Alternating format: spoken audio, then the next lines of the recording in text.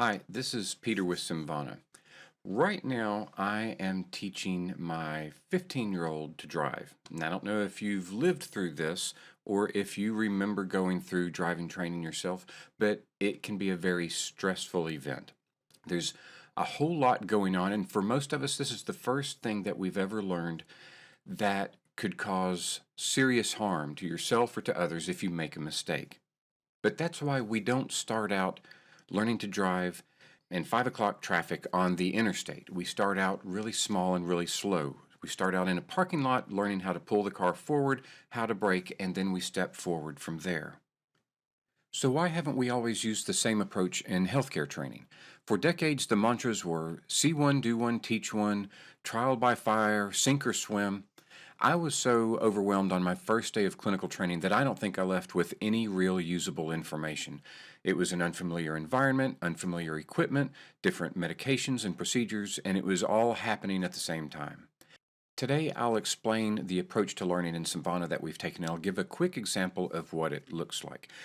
A fundamental concept we apply is cognitive load theory, and I might go into more detail about that in a later video, but fundamentally we're trying to avoid overwhelming the learner with information, allow them to go at their own pace, and let them build up an understanding of concepts and procedures one tiny step at a time.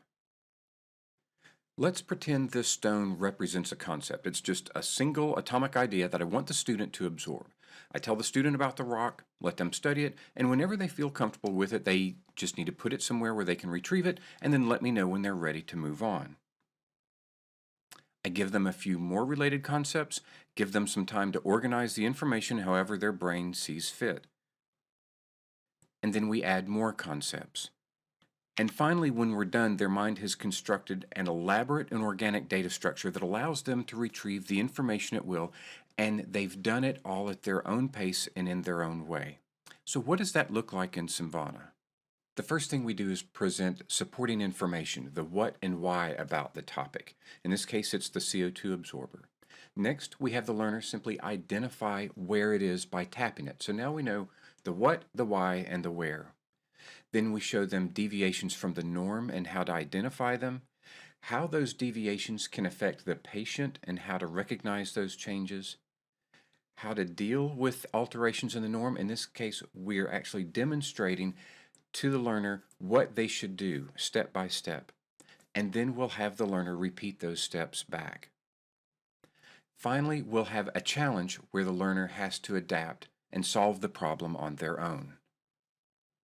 The first release of Simvana covers 14 different topics divided into 76 individual lessons. When a student completes these lessons in Simvana, their first exposure to a real-world anesthesia machine will be supported by much more confidence and competence than I had on my first day, so they can focus more on learning the actual art of anesthesia.